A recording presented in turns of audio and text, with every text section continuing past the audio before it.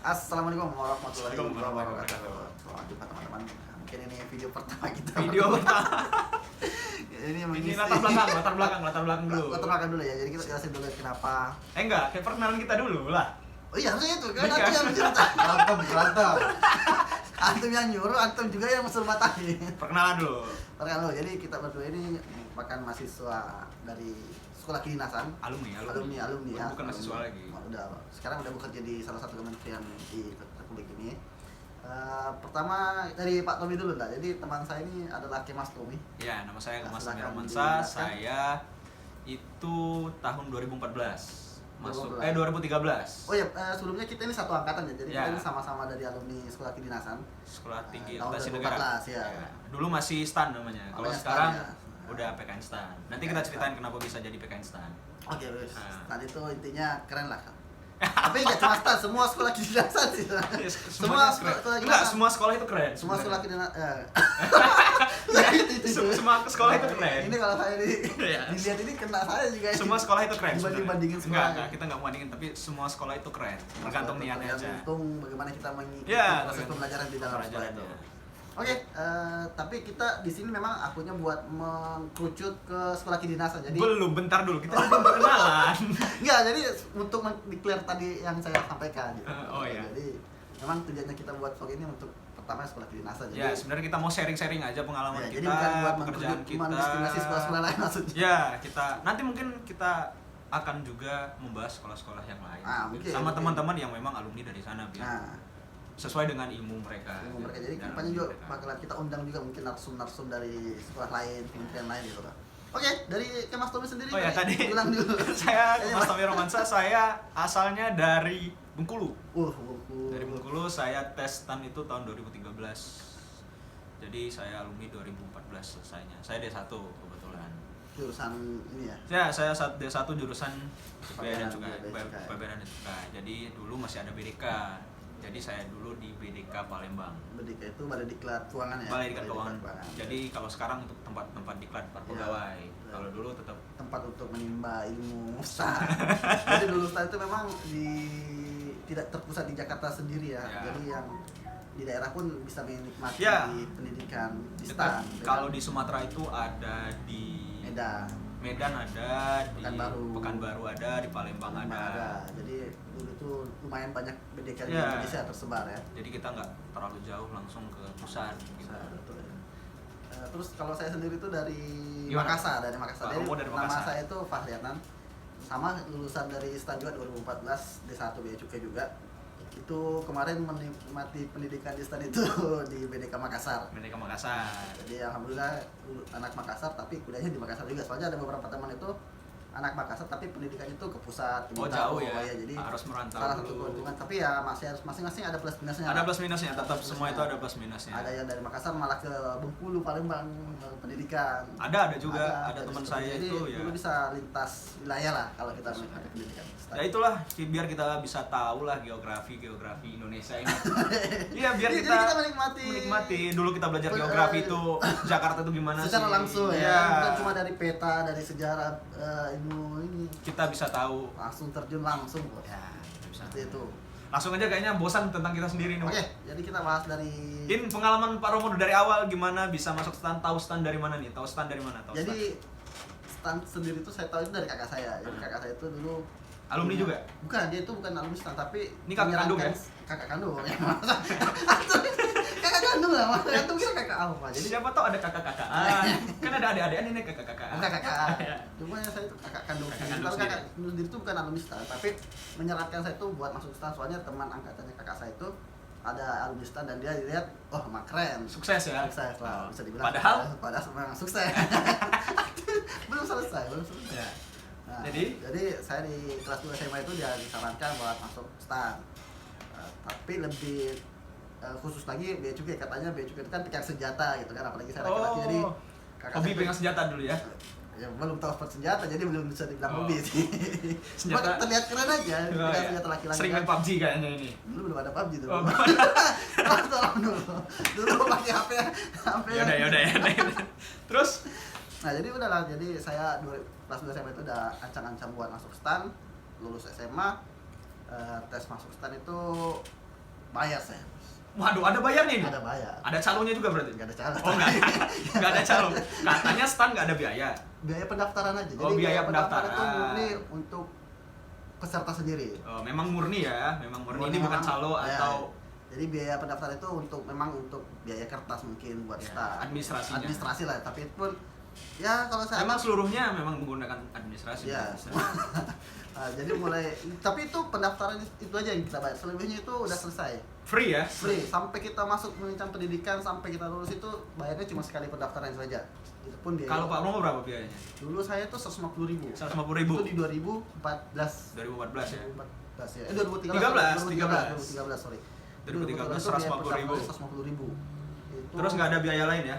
Nggak ada. Jadi 150.000 itu buat kita ikut tes tulis, tes wawancara, tes kebugaran, tes olahraga gitu kan.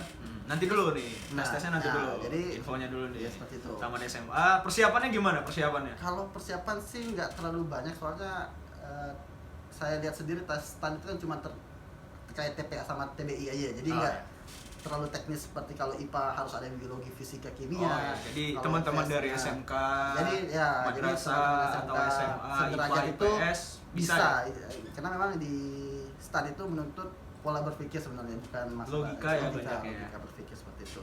Kalau Pak Tommy sendiri gimana nih sejarah bisa sampai ke Kalau kursi STAN itu saya gimana? sebenarnya 2012 saya sebetulnya tamatan 2012 SMA-nya. Terus di 2012 itu ada moratorium jadi itu tidak menerima semua PNS kalau tidak salah saya. Jadi memang Semua ikatan dinas dan PNS pun tidak ada penerimaan. Nggak ada penerimaan mahasiswa saat itu ya. Jadi saya nganggur dulu.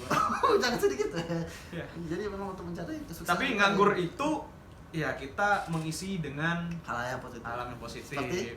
Ya rebahan. Enggak. Ya mempersiapkan untuk tahun depan. Oh, jadi persiapan. Berarti Mas Tommy memang ada persiapan yang cukup matang. Enggak, sebenarnya sih enggak juga. Jadi waktu itu pertama kali saya ikut tes itu sebenarnya bukan tes STAN. Jadi tes. Oh, tes. Oh, ya, saya dulu memang pengennya sih memang niat sekolah ikatan dinas. Sekolah ikatan dinas. Ya, tapi ya memang awalnya tes karena di zaman saya dulu masih boleh itu ikut banyak. Oh, jadi nggak cuma satu. Jadi setiap orang itu bisa daftar di STIS, bisa daftar di STAN. Jadi semua sekolah kedinasan kita bisa daftarin selama ya, kita mampu buat ngikutin semua sama tesnya. Mampu bisa tesnya, waktunya ya, dan lain-lain. Jadi kemarin itu saya cuma ikut STIS sama STAN. Terus di STIS ternyata gagal nih. Jadi selama 1 tahun saya nganggur. Seminggu sebelum tes STIS ya mulai persiapan nih, seminggu ternyata gagal. Memang susah sih soal STIS. Salut nih sama teman-teman dari STIS. Nggak bisa tembus ya, bos? Ya, bisa tembus. Salut. Kalau saya kan keren. cuma masuk STAN, jadi alhamdulillah langsung keterima gitu. Wah, Pak Romo juga salut nih. Keren. Saya udah. Tapi tunggu, sebelum kita lebih jauh, motivasi Anda masuk ke STAN itu apa? Ke sekolah kedinasan lah, sekolah kedinasan. Ini awal ya, kalau memang bea cukai pegang kan udah keren gitu kan. Kalau saya dulu ya memang apa ya? Awalnya itu saya memang nggak kepikiran ya masuk PNS sebenarnya awalnya. Awal sekali itu nggak kepikiran masuk PNS karena kepikiran gitu kapan? Kepikiran ngapain tes? Kepikiran itu karena udah gagal. Udah gagal. Oh bukan udah gagal. Sebenarnya sudah nganggur 1 tahun dulu. Jadi nganggur 1 tahun. Kayaknya kalau ikut yang sekolah yang lain udah telat nih. Jadi tapi waktu tes 2012 itu nggak tes di universitas lain gitu. Untuk jalur undangan saya masukin. Udah keterima. Di sekolahnya sih udah kan disaring dulu di sekolahnya. Dan di sekolah sih kayaknya udah keterima, tapi masukin ke universitas saya nggak masukin. Karena memang awalnya sih gimana ya? Memang mengincar sekolah kedinasan gitu. Jadi awal pertama sekali itu saya punya keluarga di STIP sebenarnya. STIP itu sekolah tertinggi ilmu pelayaran. Bukan alumni sana, pokoknya dia udah bekerja di pelayaran. Pelayaran lah ya. Intinya pelayaran. Ya dari cerita-cerita dia itu menikmati lah ya kehidupan di pelayaran itu ya gimana lah dia ceritanya seperti itu. Jadi saya pengen masuk sekolah kedinasan itu sebenarnya dari sana. Itu dari sana, tapi saya waktu itu kebetulan ada insiden yang Taruna yang di ada insiden teman-teman insiden Taruna itu jadi pas banget kayaknya nggak dilarang orang tua saya. Jadi karena mungkin trauma ya kali ya, mungkin jangan sampai. Karena mungkin anak cowok satu-satunya juga kebetulan.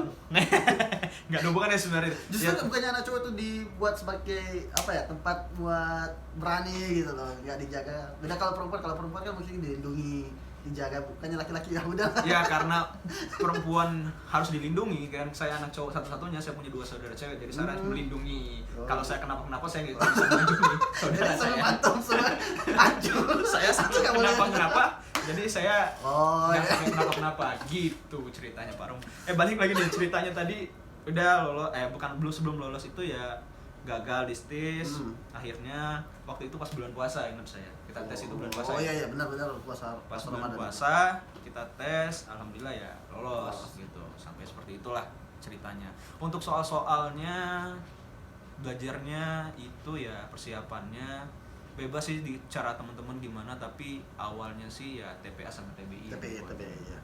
Mas Romo gimana? Kalau saya sih memang TPA itu kenapa itu yang menjadi pokok, karena TPA itu sudah meliputi tes bahasa, tes matematika, logika. Jadi TPA itu udah kompleks lah. Jadi, Tapi itu ada nilai matinya loh. tetap ada nilai mati. Jadi nanti kita bakalan share juga nanti ke depannya tuh teknis tes ujian di STAN. Ini untuk pertama kali aja ya, untuk Jadi buat- ini untuk pembukaan mengenai STAN itu gimana, sekolah kedinasan itu seperti apa, seperti itu. Mungkin itu aja ya untuk Itu aja, jadi, hari ini kita bisa sharing dulu untuk pertama kali video, dan kayaknya ini nggak usah kita cut ya. Ya jadi memang rencananya Untuk video pertama ya? Video pertama ini kita memang no filter, no cut ya. No Jadi cut. biar teman-teman bisa tahu itu realitas natural kita itu seperti apa gitu. Tanpa cut, no filter, no cut seperti itu. Tadi kita udah cerita belum latar belakang kita buat video vlog atau akun ini? Belum sih. Oh iya. Mungkin Mas Tony mau menjelaskan secara singkat alasan kita. Kita dituntut sebenarnya oleh kepala kantor kita untuk tetap produktif, Ya, bukan untuk cuma tetap- kepala kantor sebenarnya, tapi secara Iya, secara pimpinan pimpinan organisasi sih, kita itu dan secara beban moral sendiri Ya, sih ya. memang, Selama WFA, selama kita memang generasi milenial kebetulan, berinisiatif untuk lebih Ya. produktif lah di Jadi, masa-masa WFH seperti ini. kita berdua ya udahlah, kita buat aja gimana nih Nah, untuk jadi- share-share ilmu, Ya, pengalaman. ini bukan semata-mata ini gabut, tapi memang ada sesuatu yang kita ingin bagikan ke Ya. teman-teman sekalian gitu. Itu aja dari kita Ya. untuk hari ini. Terima kasih. Mengikuti video kita. yang pertama ini semoga bisa Lanjut menambah terus. menambah ilmu Ya. dan Oh iya. Yang Terus penting nambah sih ilmu. bisa menambah ilmu dan bisa menjadi inspirasi untuk Ya, jadi teman-teman. kalau menurut teman ada yang mau kalian tanyakan, silahkan di komen. Ya. Atau ada yang Di subscribe boleh nggak ini? boleh, sangat boleh Sangat di boleh. subscribe. Jadi Di subscribe, sudah di sebagai like. jadi ilmu yang kita share itu nggak berhenti di satu orang gitu loh. Dan Jadi, boleh juga di komen disebarkan, untuk disebarkan. dibenerin juga kalau kita ada salah-salah nanti. Ya, jadi gimana. ini karena video pertama kita, jadi ya kita sangat terbuka akan kritik dan saran Iya. gitu loh ya. Haters pun kita terima.